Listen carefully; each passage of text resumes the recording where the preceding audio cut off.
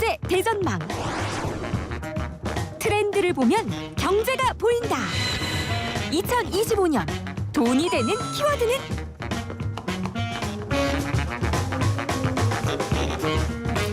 (2025년은) 푸른 뱀의 해 을사년이죠. 여러분들은 뱀 하면 어떤 이미지가 떠오르시나요?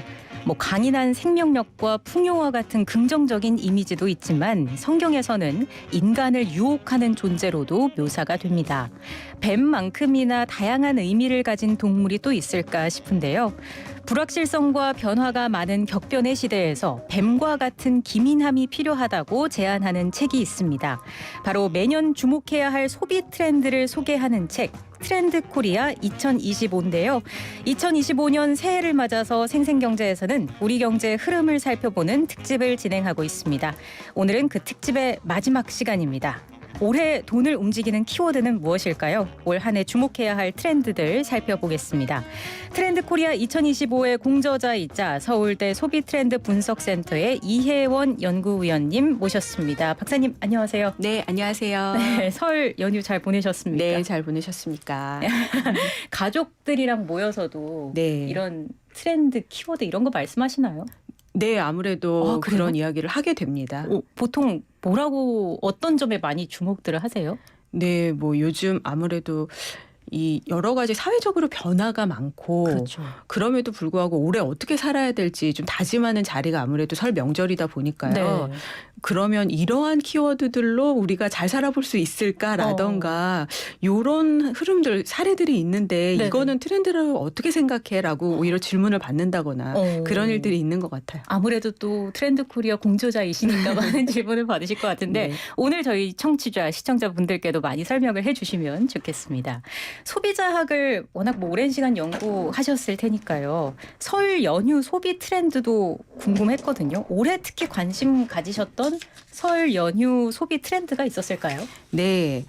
요번에는요. 네. 제가 아보하라는 것에 많이 집중을 했어요. 네네. 아무래도 설명절에 여러 가지 덕담을 하게 되는데 올해 같은 경우는 새해 복 많이 받으세요만큼이나 네. 아주 보통의 하루 아보하에 집중하세요라는 이야기들이 많이 오고 갔던 것 같아요. 네, 여러 가지로 사건 사고도 많았고요. 그렇죠. 또 궁금한 것들이 많은 올해가 시작이 되다 보니 네. 그 보통 그냥 평범함이라는 것이 굉장히 가치를 많이 가지게 된 것 같습니다. 네. 근데 제가 새해 인사를 하려고 친척분 메신저를 딱 켰는데 네네. 그분도 본인의 이제 상태 메시지에 아보하라고 적어놓으셨더라고요. 그런 것처럼 아주 보통의 하루가 올 2025년을 지배하는 네. 정서가 될 것 같더라고요. 아보하 이따가 또 잠시 뒤에 얘기를 좀 나눠보도록 하고요. 말씀드린 것처럼 박사님은 트렌드 코리아 2025의 공저자로 참여를 하셨어요. 이게 언제부터 참여를 하셨던 건가요? 예, 저는 2018년부터 트렌드 코리아 팀에 합류를 했습니다. 네. 그리고 또 공저자로 활동을 한 거는 2020년부터고요. 네, 그전에는 제가 콘텐츠 비즈니스에 계속 있었어요. 레거시부터 IT까지. 네. 그래서 마지막에는 판교에서 일을 했었는데요. 가장 소비자들과 관련된 가까운 데서 일을 하다 보니 조금 더 공부할 필요성을 느꼈고 그래서 이제 트렌드 코리아 팀으로 합류를 하게 되었습니다. 소비 트렌드 분석하실 때 특히나 주목하시는 부분이 있을까요? 제일 중요한 것은 사람들이 무엇을 바라보느냐인 것 같아요. 네. 아무래도 소비라는 게 내 돈이 나가는 현상이다 보니까 그렇죠. 사람들이 돈을 쓸 때 굉장히 신경을 쓰게 되거든요. 그래서 과연 이 소비물이 나를 얼마나 잘 표현해 줄 수 있는가를 나타내고 그렇기 때문에 그러한 소비물들을 분석을 해보면 네. 사람들이 어떤 생각을 하고 있는지를 알 수 있습니다. 이게 트렌드를 매년 파악을 하는 게 사실 일반적인 소비자뿐만 아니라 경영자, 투자자들한테도 굉장히 중요한 거잖아요. 네, 네, 맞습니다. 왜냐하면 이 트렌드라는 게요, 결국 우리 사회가 어떻게 움직이고 있는가를 적나라하게 나타내 주는 것 같아요. 네. 조금 학술적으로 이야기하면 사실 트렌드라는 게 일정 범위의 사람들이 일정 기간 동안 바라는 소비 가치거든요. 그러다 보니까 공간하고 시간이 중요한데 그러다 보니 계속 변경되게 마련이고요. 그럴 때 과연 우리가 이러한 트렌드들을 바라보면 사람들의 마음을 알 수 있고 그래서 우리가 경영을 할 때나 네. 혹은 장사를 할 때 그렇지 않으면 사람들에게 여러 가지 메시지를 전달할 일이 많잖아요. 네. 그럴 때 이 트렌드가 굉장히 도움이 되는 것 같습니다. 그렇네요. 2025년 경제를 저희가 설명을 할 때마다 사실 불확실성이라는 표현을 많이 쓰거든요. 이렇게 경제가 좀 어려운 현상이 소비 성향에도 많이 그대로 드러나는 경향이 있나요? 네, 아무래도 경제가 어려울 때는요. 보통 저희는 소비가 크게 두 가지 방향으로 나타난다고 말씀을 드려요. 네. 먼저 첫 번째는 자가지입니다. 축소지향적인 거죠. 그러니까 커다란 물건을 구매하기보다는 그냥 바로 작은 것들을 조금씩 구매함으로써 네. 어떤 소비에 대한 만족을 추구하는 것이고요. 두 번째는 가까워집니다. 즉 현재지향적이 되는 거예요. 그래서 뭐 3년 후, 5년 후를 계획하기보다는 네. 지금 당장 내가 좋은 것들을 선택하게 되는 경향들이 강해집니다. 이것이 바로 불황에 있어서 제일 중요한 소비 흐름인 것 같아요. 지금 말씀해 주신 부분을 잠시 뒤에 저희가 소개해드릴 트렌드 키워드에서도 다시 설명을 해드릴 수 있을 것 같고요. 해마다 상징이 되는 동물을 소재로 경제 트렌드를 소개하는 게 일종의 트레이드마크로 자리 잡기도 했는데 올해 뱀의 해인데 뱀의 어떤 특징에 또 주목을 하셨는지도 궁금해요. 네, 올해가 을사년이고 거기서 이제 사가 뱀을 뜻하는데요. 그렇죠. 그 한자를 좀 옛 문헌 같은 데서 찾아보면요. 모양 때문인지 끝나고 다시 시작한다라는 뜻이 있어요. 그게 결국 이제 우리가 생각하는 뱀의 모양인 거죠. 계속 네. 돌아가는 것. 그래서 또 잇는다, 계승하다, 일어나다, 완성하다의 뜻도 가지고 있습니다. 네. 그만큼 올해가 굉장히 중요한 의미를 가지고 있는 것 같아요. 거기에 더해서 네, 거기에 더해가지고요. 뱀이라는 거는 사실 상징적 의미가 모든 문화권에서 두 가지가 있어요. 먼저 첫 번째는 위험한 존재입니다. 아까 처음도 말씀 주셨지만 성경에서 이제 유혹한 것도 뱀이었고 네. 웬만한 서사나 스토리에서 제일 악당이 데리고 다니는 게 뱀인 경우가 상당히 많습니다. 그렇죠. 근데 그럼에도 불구하고요. 또 다른 쪽의 의미는요. 수호자의 역할도 가지고 있어요. 네, 의술의 신이 지팡이를 가지고 다니는데요. 그 지팡이에 똘똘똘 매달려 있는 게 뱀입니다. 네. 그래서 여러 의료기관이나 군부대 등에서 뱀이 묶여있는 지팡이를 상징으로 쓰는 경우가 많습니다. 또 우리나라 전통적인 경우에는요. 구렁이가 창고를 지키는 존재예요. 네. 그래서 구렁이가 밖으로 나갔다고 하면 뭔가 재산이 밖으로 나갈 일이 생긴다. 혹은 구렁이가 나에게 달려들었다고 하면 제복이 생긴다라고 해석을 하는데요. 이런 것처럼 위험한 존재 또 수호자적인 존재를 한꺼번에 해석을 해보면 좀 주변 환경에 굉장히 적응을 잘하면서 빨리빨리 움직이고 대처를 잘하는 것이 있습니다. 아무래도 지금 이 시대에 제일 중요한 게 적응일 것 같아요. 그렇죠. 네, 그런 것처럼 뱀을 닮아서 우리가 올해를 어떻게 적응해 나가느냐가 중요할 것 같습니다. 네, 여러분 오래 기다리셨습니다. 뱀처럼 민감하게 감지해야 할 올해 트렌드 키워드 본격적으로 살펴보겠습니다. 보통 트렌드를 저희가 짚어볼 때 나이나 성별, 관심사 등을 나눠서 그 특징에 맞게 각 집단의 소비 성향을 분석한다고들 알고 있는데 앞으로 이런 방식으로는 트렌드를 분석하는 게 또 쉽지 않을 거라고 하더라고요. 네, 아무래도 고객들을 나눌 때 제일 먼저 접근하게 되는 것이 인구통계학적 접근이 될 것 같아요. 근데 이 인구통계학적 접근에는 굉장히 중요한 전제가 있거든요. 네. 예를 들면 나이가 같다, 성별이 같다, 지역이 같다면 그 사람들이 비슷한 삶을 살고 있을 것이고 비슷한 생각을 하고 있을 그렇죠. 것이다 라는 것인데요. 네. 이제는 그렇지 않은 것 같습니다. 이게 나이와 성별 구분이 흐릿해지는 그 소비 트렌드 예시를 들어주신다면요. 네. 요즘이요. 조금 여러 가지 일들이 있는데 특히 연령 관련해서 경계가 흐려지는 경우가 많은 것 네. 같아요. 일본에 굉장히 유명한 프로 게이머 팀이 있는데 그 팀은 평균 연령이 67세세요. 본인 정년을 오. 마치시고 네. 제2의 인생을 말 그대로 게임하면서 돈을 벌고 계신데요. 그분들이 하시는 게임이 굉장한 반응성을 필요로 하는 게임입니다. 근데 우리가 생각에 사람이 나이가 들면은 반응성이 떨어진다고 생각하기 쉽잖아요. 네네. 근데 이분들은 오히려 반응성이 필요한 걸로 돈을 벌고 있단 말이죠. 또 하나는요. 요즘 직업에 있어서도 네. 좀 연령이 굉장히 많이 뒤섞이고 있습니다. 일반 민간 기업의 신입사원 평균 연령이 이미 30대가 넘었고요. 네. 또 일부 그 테마파크에서는 직업체험 프로그램을 하고 있는데 그 직업체험 프로그램이 어린이들이 하는 것이 아니라 어른들이 하는 이벤트가 있다고 해요. 네. 그래서 거기에 참석한 어른들 20, 30대들이 나의 적성을 새로 찾았다. 혹은 이 직업이 이런 일을 하는지 몰랐다라는 깨달음을 얻고 또 새로운 삶을 계속 추구해 나간다고 합니다. 이런 성향을 보여주는 트렌드 키워드가 네. 바로 옴니보어인 거죠. 네, 맞습니다. 옴니보어는 원래 다양한 취향을 가진 사람을 뜻하는 사회학적인 용어였어요. 근데 저희 트렌드 코리아에서는 좀 라이프 스타일이 뒤섞이고 소비의 전형성이라는 것이 떨어지는 것으로 표현을 하고자 하고 있습니다. 이게 이렇게 되면은 집단 간의 격차는 좀 줄어들고 개인 간의 격차는 좀 늘어나는 현상을 볼 수 있겠네요. 네, 맞습니다. 아무래도 집단이라고 묶일 수 있는 사람들, 그러한 기준들이 굉장히 큰 의미가 없어졌어요. 그러다 보니까 기업들도 굉장히 대응을 빨리 하고 있습니다. 네. 모 백화점은요, 의류팀의 팀 이름을요, 예전 같으면 당연히 남성복, 여성복, 아동복 그렇죠. 이런 식으로 성별과 연령으로 나누었었는데요. 네네. 최근에는 클래시팀, 스포츠팀, 액티브팀, 트렌디팀 이런 식으로 스타일로 나누었습니다. 트렌디한 옷을 입는 사람이 남자다 여자다 연령이 몇 살이다가 중요한 것이 아니게 되었기 때문인 것 같습니다. 이게 그렇게 자리 잡은 배경은 뭐라고 봐야 될까요? 네, 제일 중요한 이유는요, 우리가 오래 살게 되었기 때문입니다. 네, 오래 살게 되었기 때문에 우리에게 여러 가지 시간과 여력이 주어지고요. 그러다 보니 사람들이 전에 없던 선택들을 하는 경향성이 굉장히 강해졌어요. 특히 거기다 더해서 SNS의 발달이 상당히 큰 것 같습니다. 많은 정보를 접하게 돼서 그런 거예요. 네, SNS라는 게 결국 나와 전혀 상관없는 삶을 살고 있는 사람들이 어떠한 선택들을 하면서 살아가는지를 쉽게 들여다볼 수 있게 해줬거든요. 그렇죠.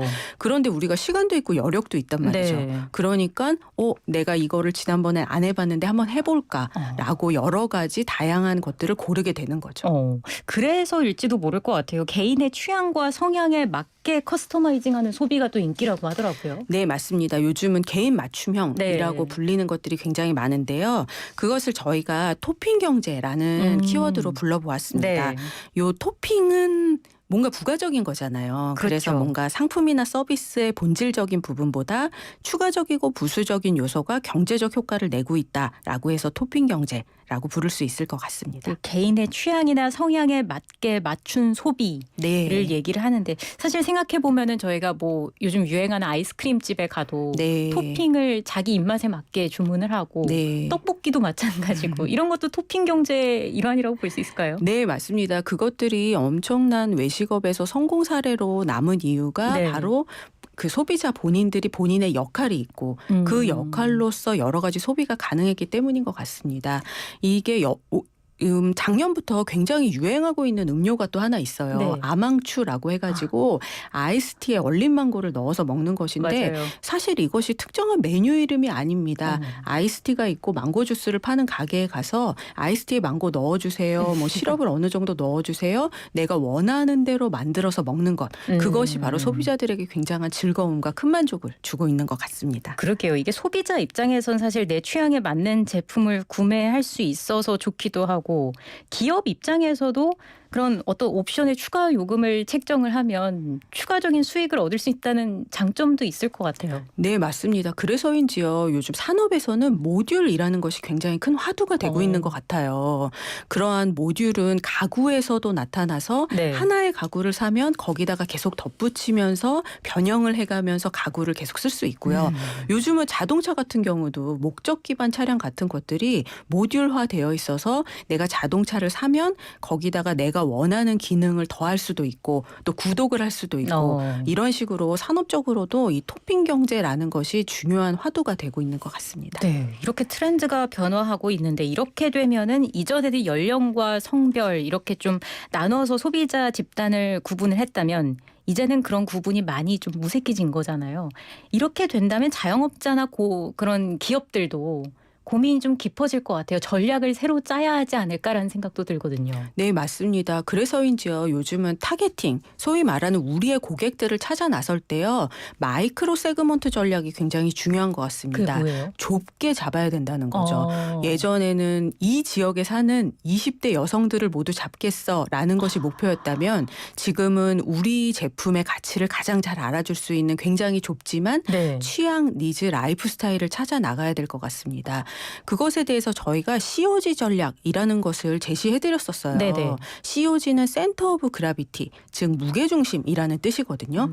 이게 일종의 군사 용어입니다. 그래서 적의 자원이 가장 몰려있는 한 점을 공략하는 것이 네. 우리에게 가장 유용하다라는 것인데요. 고객들을 공략할 때도 마찬가지인 것 같아요. 우리 것을 가장 잘 알아줄 수 있는 그 한 점이 어디인지를 찾고 그 한 점을 열심히 공략을 하면 그것이 결국 우리 제품을 잘 알아주고 또 입소문이 나고 판매로도 이어질 수 있는 그렇죠. 기회가 될 수 있을 것 같습니다. 소비자의 행동 패턴을 예측하는 게 중요한데 소비자 행동 패턴이 변화하는 속도가 네. 실제로 많이 빠른가요? 네, 상당합니다. 왜냐하면 아까도 말씀드렸다시피 이 SNS라는 것이 엄청난 정보와 새로운 것을 알려주고 있기 때문에요. 사람들이 움직임이 굉장히 빠르고요. 또 무엇보다 기존에 있던 기준들이 굉장히 많이 무너지고 있기 때문에 그 변화가 극심한 것 같습니다. 그렇네요. 그렇기 때문에 또 자영업자, 기업들도 발빠르게 움직일 수밖에 없을 것 같고요. 작년에 이어서 올해도 경제 키워드로 AI가 꼽히고 있습니다. 그래서 이제 올해 초 CES 2025에서 기조연설을 했던 젠슨 황의 말이 주목을 받았는데 젠슨 황 CEO가 이렇게 이야기를 했어요. 로봇이 AI 기술의 활용지가 될 거다. 라고 얘기를 했습니다. 그만큼 AI 기술이 앞으로 우리 삶에 더 가까이 닿을 것이다. 이런 의미로 보면 되겠죠. 네, 그렇습니다. 이게 CES 박람회에서 그럼 박사님께서 주목하셨던 AI 디바이스가 있을까요? 네, 저는 AI 디바이스 중에서요. 로봇으로 만들어진 것 중에 네. 센스 로봇이라고 바둑이나 장기, 체스 등을 두는 로봇이 있었습니다. 그것은 우리가 사실 알파고를 너무나 잘 알고 그렇죠. 있기 때문에 예전부터 있었던 기술이었는데요. 예. 요 센스 로봇의 특징은 어떤 얼굴처럼 생긴 모니터를 갖고 또 로봇 팔이 달려 있습니다. 네. 그래서 존재감을 가지고 바둑을 두는 사람 앞에 앉아서 직접 로봇 팔로 바둑알을 집어서 바둑을 둡니다. 물론 인공지능이기 때문에요. 앞에서 같이 두는 사람의 레벨을 맞춰줄 수도 있고 네. 실력을 맞춰주면서 여러 가지 조언을 줄 수도 있는데 표정이 있고 또 존재감이 있다 보니 정말로 내가 내 앞에 바둑 사범님이 있는 듯한 느낌을 주었던 것 같아요. 그런 것처럼 AI라는 기술이 내가 느낄 수 있는 무언가로 만들어졌다는 것이 굉장히 주목을 받았습니다. 표정이 있어요? 네, 맞습니다. 저희가 트렌드 키워드에서 중요하게 또 제안드렸던 키워드 하나가 네. 페이스테크였거든요. 네네. 얼굴의 기술이 입혀진다라는 것이었는데요. 요 센스 로봇도 결국 로봇팔도 중요하지만 예. 표정을 짓는 모니터가 있다는 것이 굉장히 중요한 포인트였던 것 같습니다. 이 AI 제품들의 사람의 얼굴 그 표정을 넣는 이유는 뭔가요? 네, 이 기술이라는 게요. 아무리 발전을 하더라도 우리가 직접 겪고 만지고 경험할 수 있어야지만 그 기술의 가치를 판단할 수 있게 되는 것이 인간의 본능인 것 같아요. 네. 그럴 때 가장 중요한 것이 얼굴이라는 것이 될 것 같습니다. 네, 거기다 더해가지고요. 요즘 기술 발달이 워낙에 빠르잖아요. 네. 그리고 단순히 기술뿐만 아니라 그것들이 제품으로 많이 나오고 있는데요. 그러한 제품들을 빨리 사용할 수 있게 하고 쉽게 사용할 수 있게 해야지만 이제 사람들 입장에서는 그 기술을 좋다고 생각하고 또 많이 발전된 것이라고 생각을 하거든요. 네. 그렇게 좀 바로 사용할 수 있게 하는 제품을 바로 사용할 수 있게 하는 가이드적인 신호를 어포던스라는 이름으로 부르는데요. 네. 그러한 어포던스가 있는 기술들, 어포던스가 높은 제품들이 지금 소비자들의 결국 선택을 얻고 있고 또 산업적으로도 굉장히 큰 성장을 이루고 있는 것 같습니다. 예. 근데 그러면 어떻게 하면 어포던스를 높일 수 있을까를 생각해 보면 얼굴, 표정이지 않을까 하는 것이 예. 저희의 예측입니다. 그러게요. 이게 네. 진짜 표정이라는 건 또 감정인 거기 때문에 네. 또 나중에 로봇과 인간이 감정 공유도 가능하게 된다 뭐 이런 이야기도 나오는데 또 지켜봐야 될 것 같고요. CES 당시 좀 살펴보면 기술을 쉽게 체험할 수 있도록 부스를 꾸린 기업들도 많았습니다. 소비자들이 실제로 감각하고 체험할 수 있는 기회가 늘어난 이유는 뭐라고 보시는지요? 네, 아무래도 소비자들이 직접 경험할 수 있고 또 손에 잡히는 요소인 물성이 점점 더 중요해지고 있다라는 것을 반영한 것이 아닐까 싶습니다. 저희가 관련해서 물성 매력이라는 키워드를 제안을 드렸었어요. 결국 우리가 가지고 있는 어떤 존재감이 매력이 되는 시대인 것 같습니다. 지금이 사실 디지털 시대가 기본이잖아요. 네, 그렇죠. 뭔가 디지털이 추가되는 것이 아니거든요. 근데 거기다가 더해서 감각이 하나 추가되고 또 자극이 하나 더해진다면 사람들은 더더욱 집중하게 되고 그것이 무언가 새로운 것이다라는 것을 오히려 느끼게 되는 시대가 온 것 같습니다. 많은 게 디지털화되고는 있지만 여전히 사람들은 직접 보고 만지고 느끼는 물리적 경험을 중시한다. 네. 라는 말씀이시고 그래서 물성 매력을 키워드로 꼽아주신 거예요. 네, 맞습니다. 알겠습니다.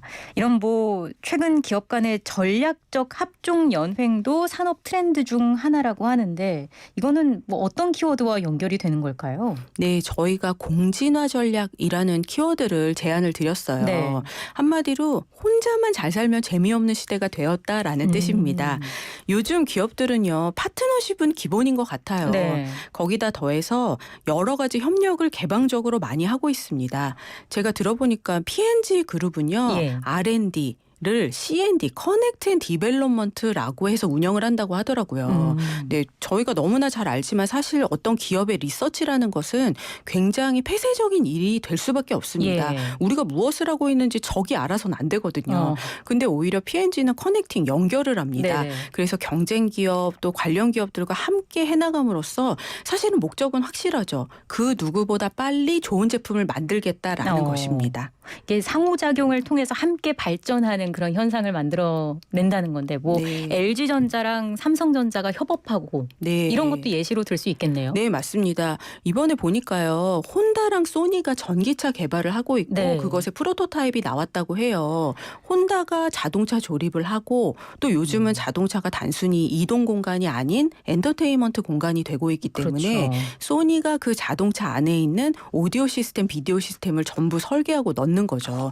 이런 것처럼 자기가 가장 잘할 수 있는 것으로 힘을 합침으로써 새로운 제품을 내고 또 새로운 비즈니스를 이끌어 나가고 있는 일들이 많아지는 것 같습니다. 예, 이게 IT 제조업뿐만 아니라 헬스케어에서도 충분히 가능할 것 같고 디지털 혁신과 신기술이 빠르게 성장하는 이 시점에서는 상호 보완적인 성장을 위해서 굉장히 또 중요한 키워드가 아닐까라는 생각이 듭니다. 트럼프 대통령이 지난주에 오픈 AI, 소프트뱅크, 오라클과 손을 잡고 미국만의 AI 인프라를 구축하겠다 이렇게 밝혔는데 미국의 인공지능 합작회사 설립도 이런 공진화 전략의 일부라고 볼 수 있을까요? 네, 그렇죠. 공진화 전략이 사실 여러 단계로 이루어질 수 있을 것 같아요. 네. 먼저 첫 번째는 우리들끼리 잘 살아보자라는 것이 있고 두 번째가 파트너십. 이 있을 수 있고 네. 세 번째는 아까 말씀드렸던 P&G나 소니, 혼다 같은 협력망을 만드는 것이고 사실 공진화 전략이 제일 중요한 것이 마지막 4단계인 생태계이거든요. 생태계. 네, 생태계를 만드는 것은 우리가 그 생태계 어떤 시스템 안에서 가장 앞선 기업이 될 수 있고 또 우리가 원하는 대로 비즈니스의 방향성을 잡겠다라는 그런 의지를 표현하는 것인데요. 네. 트럼프 대통령을 중심으로 해서 여러 기업들이 힘을 합친 AI 여러 협력망이 결국에는 미국의 AI 생태계 인프라를 만듦으로써 거기에 참여한 주도적 기업들이 더 많은 성장을 좀 추구하고자 하고 또 여러 관련 AI 기업들이 있잖아요. 네. 그러한 기업들도 이 생태계 안에 들어와서 함께 기술을 발전해보고 또 성장을 해보자라는 것을 천명한 그러한 일이었다고 생각합니다. 이게 공진화 전략 4단계가 있는데 1단계가 폐쇄적 자족 시스템. 네. 그러니까 한 기업이 자사의 상품과 서비스끼리만 호환하는 걸 얘기하고요.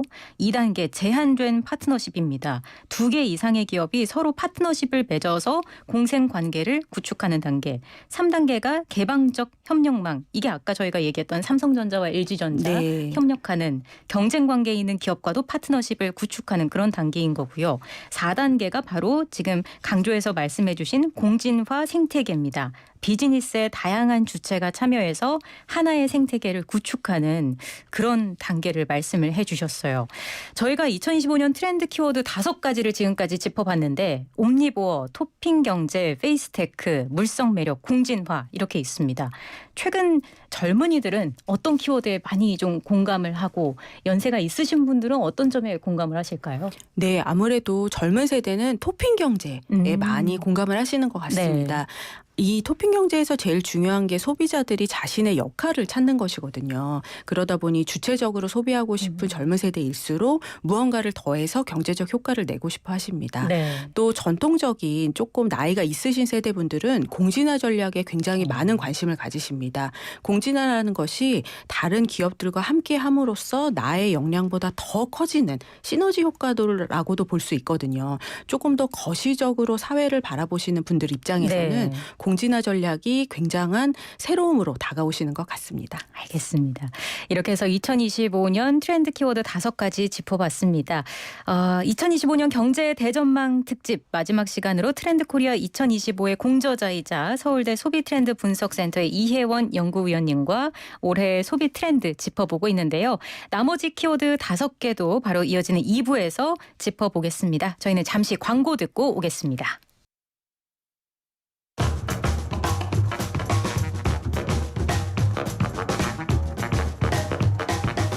트렌드 코리아 소비 트렌드 분석센터의 이혜원 연구위원님과 기민하게 트렌드를 읽어보는 시간 2부에서도 이어가겠습니다. 박사님 어서 오십시오. 네, 안녕하세요. 새삼스럽게 인사를 드렸네요. 네. 앞서 저희가 1부에서 총 5가지 트렌드 키워드 짚어봤습니다. 다시 한번 좀 말씀드리자면 옴니보어, 토핑경제, 페이스테크, 물성매력, 공진화 이렇게 짚어봤는데 나머지 5개 키워드를 바로 이어서 짚어볼게요. 작년 같은 경우에는 사실 가장 한국적인 게 가장 세계적인 것이다라는 봉준호 감독의 말이 어울리는 한 해가 아니었나 싶습니다.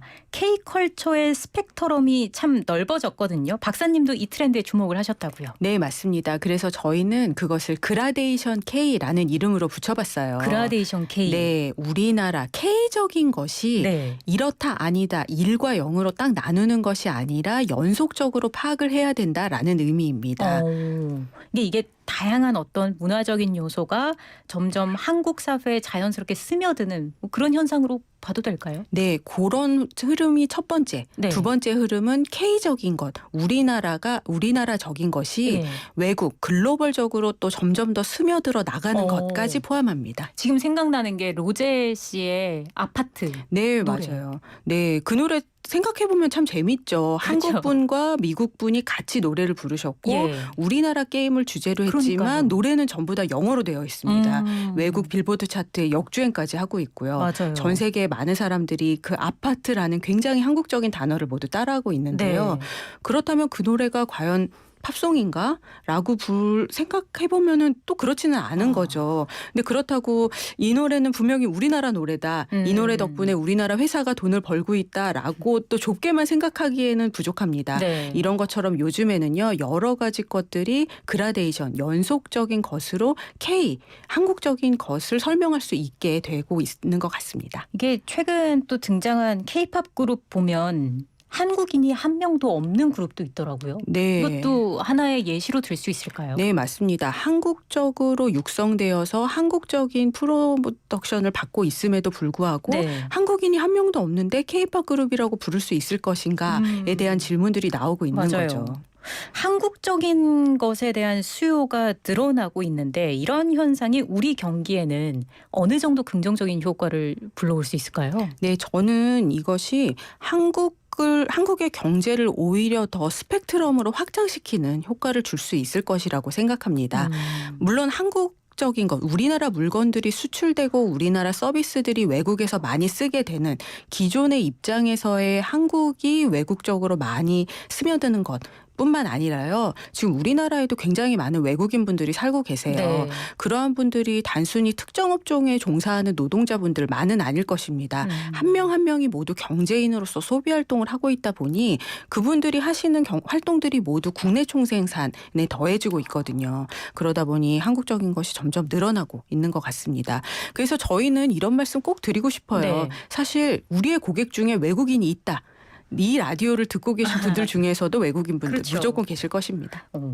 최근 뭐 한국이 저성장 국가에 접어들었다 얘기가 많은데 이런 점이 한국의 새로운 성장 동력이 될 수 있다고 보시나요? 네, 맞습니다. 저성장이라고 하는 것은 그만큼 큰 성장을 이루었고 사회가 안정되었다라고 이야기할 수도 있을 것 같아요. 그래서 거기서 조그만 것 한 가지를 더하고 변형하는 것. 네. 그것이 바로 우리나라가 가장 잘하는 일인데요. 그것으로서 차별화를 둠으로써 여러 가지 변화들을 오히려 우리가 끌고 나갈 수 있을 것 같습니다. 그렇네요. 올해 우리나라 경제 성장률이 1%대에서 고전할 거라는 전망이 많이 나오는데 이 저성장 국가 저희가 얘기를 했습니다마는 저성장 국가로 접어든 원인 중 하나로 내수 부진이 꼽히고 있습니다. 보통 이런 불황기에는 스몰 럭셔리가 인기라고 하잖아요. 예를 들어서 립스틱 이런 것들이 많이 팔린다고 하는데 올해도 이런 작은 제품들에 대한 선호가 많이 두드러질까요? 어떻게 보세요? 앞부분에도 말씀드렸지만 경기 불황은 사람들의 마음을 위축시키기 때문에 네. 아무래도 작은 것 또 현재의 것들에 집중하는 현상들이 많이 나타나요. 그러다 보니까 그러한 것들을 보통 무해하다라고 네, 부르게 그렇죠. 되어 있고요. 저희가 그래서 무해력이라는 키워드를 제안을 드렸습니다. 네. 이 무해함이라는 게요. 단순히 해가 없다라고 볼 수도 있지만 사실 몇 가지 요건이 있어요. 뭐예요? 네, 먼저 첫 번째로는 작아야 됩니다. 네. 좀 전에 말씀 주셨던 것처럼 작은 소품들 또 키링들 우리가 많이 좋아했던 판다, 푸바오를 넘어서 그 동생들까지 인기가 많은 거고요. 또 하찮고 쓸모는 없어 보여도 요즘 분들 많이 하는 뽑기, 가차 있잖아요. 네네. 이런 것들도 결국엔 다 작은 물건들입니다. 그러한 아이템들을 이제 작기 때문에 무해하다고 부를 수 있는 거고요. 또 두 번째로는 착 붙어 있으면 우리가 또 무해하다고 많이 느낍니다. 이제 키링 같은 것들도 가방에 딱 붙이는 것이고요. 여러 애착 인형들이 요즘 인기가 많은 것 같아요. 네. 이런 것처럼 붙어 있는 것도 중요하고요. 제일 중요한 무해함의 요소가 미성숙하고 부족한 것들이거든요.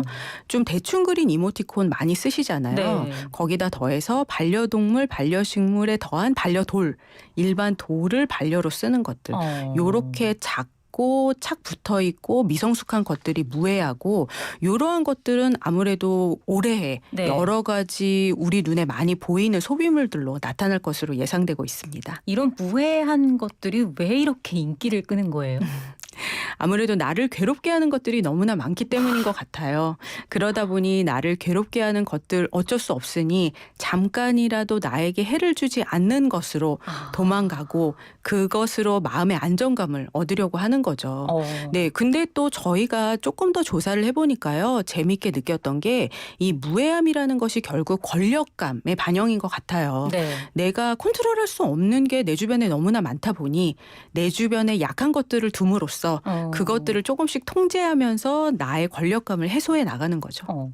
제가 사실 오늘 스튜디오 들어오기 전에 박사님 가방을 한번 봤는데 거기도 키링 달려 있더라고요. 네, 맞습니다. 그럼 무해함을 느끼고 싶으셨던 건가요? 네, 맞습니다. 움직이면서 항상 그 키링을 만지면서 제 마음에 안정감을 얻고 있습니다.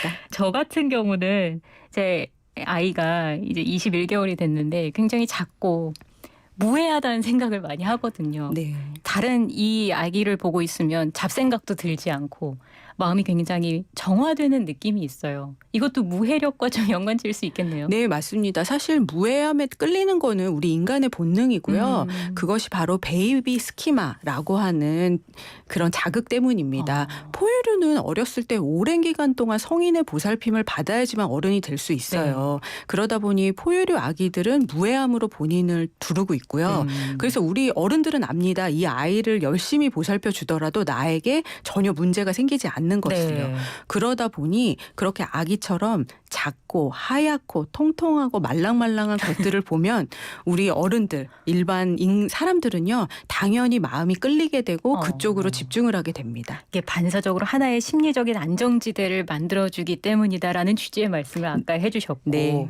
그 말씀이 사실 조금은 씁쓸하기도 하고 그만큼 삶이 또 힘들다는 얘기이기도 해서 약간 슬프게도 느껴지는데 무탈하고 안온한 일상을 원하는 사람들이 많아졌다고 해요. 그 이유는 뭐라고 보시는지요? 네, 맞습니다. 아까 서두에서 말씀을 드렸다시피 올해 같은 경우는 아보하, 아주 보통의 하루라는 것이 굉장히 큰 화두가 되고 있어요. 네. 여러 군데에서 보이고 있는 말이고 저희가 또 트렌드 키워드로 제시드리기도 했었는데요. 네. 아무래도 지금 시대가 성장의 속도는 조금 완화되고 더 나은 내일을 기대하기 힘든 정체사회가 되었기 때문인 것 같습니다. 네. 또 입에 담기도 너무나 힘든 사건 사고들이 많잖아요. 그렇죠. 그러다 보니 아무 일도 없는 하루가 굉장히 희귀해졌습니다.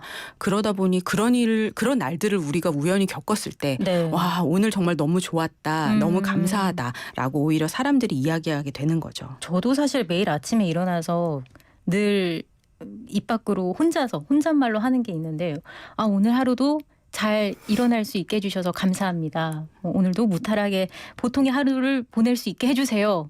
라는 말을 혼잣말로 되뇌곤 하거든요. 저도 나름대로 이 트렌드 키워드에 맞게 행동을 하고 있었던 거네요. 네, 맞습니다. 그렇게 아주 보통의 하루는 네. 아무것도 하지 않는 것으로 일이 없음을 바라는 것이 아니라 하루하루를 열심히 살고 있는데 그러면서 큰 일이 없기를 바라는 사람들의 마음이라고 할 수 있을 것 같아요. 그렇네요. 자, 이렇게 해서 8번째 키워드 아보하까지 짚어봤습니다.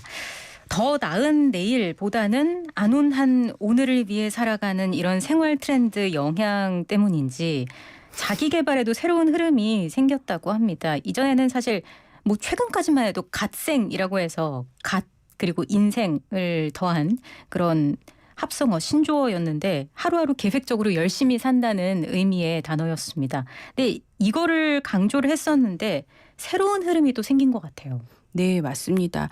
지금은 사실 이루어질 수 있는 꿈만 꾸는 시대인 것 같아요.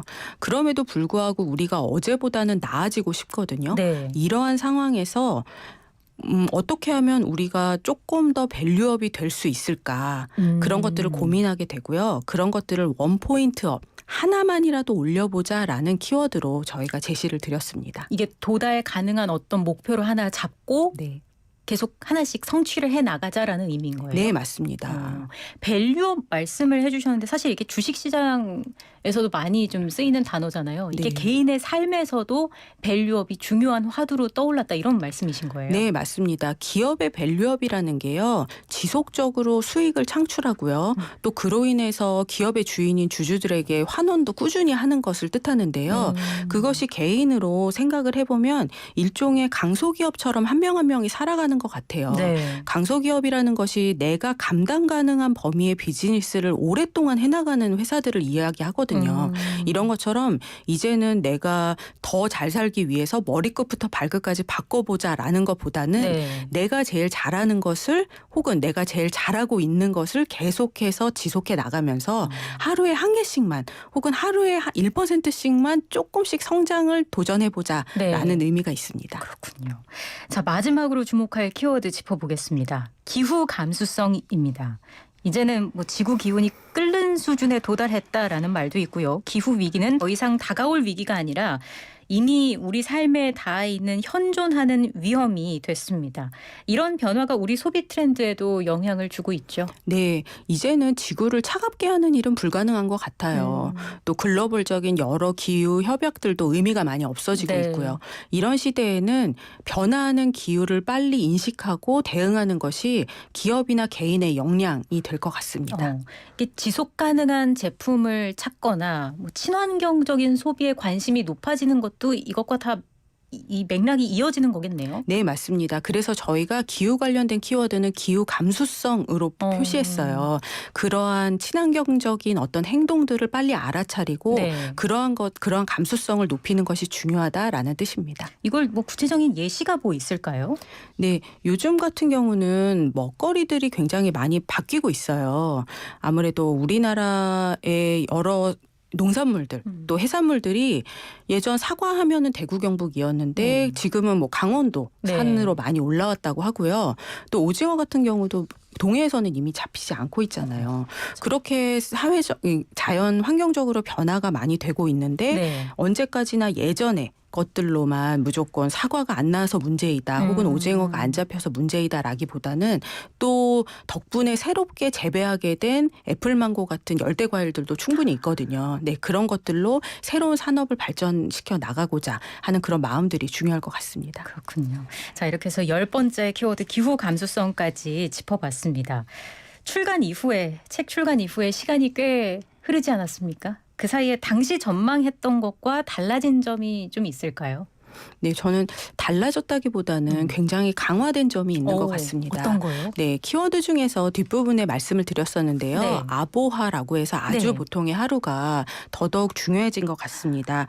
새해가 되고 나서 오히려 불확실성 더더욱 높아졌고요. 또 예측하고 싶은 사람들의 마음을 이제 배신하는 일들도 많이 일어나고 있습니다.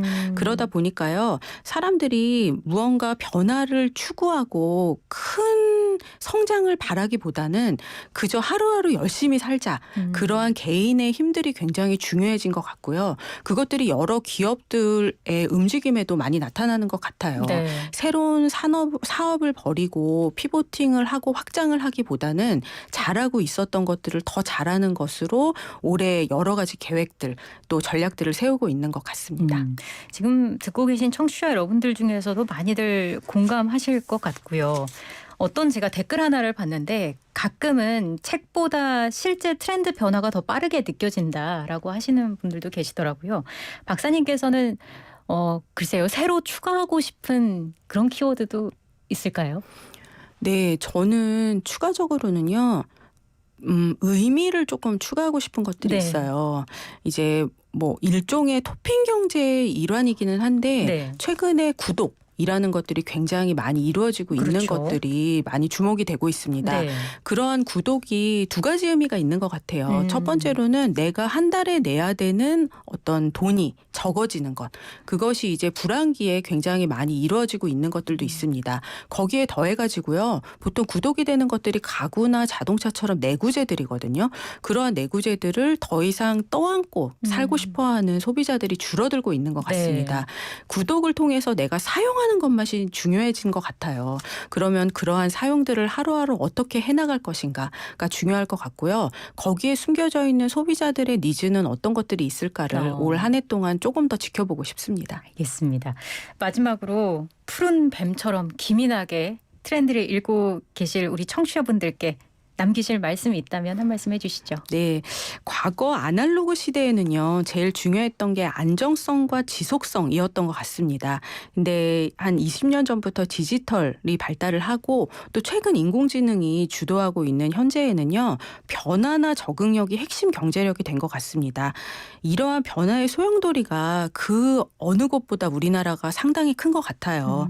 이러한 시대에서 살아남기 위해서는요, 결국 뱀처럼 민첩하고 예민한 감각이 제일 중요할 것 같습니다. 네. 당장 이번 설 명절 기간 동안 AI의 패러다임을 바꿀 정도의 굉장히 큰 어떠한 서비스가 또 발표가 됐잖아요.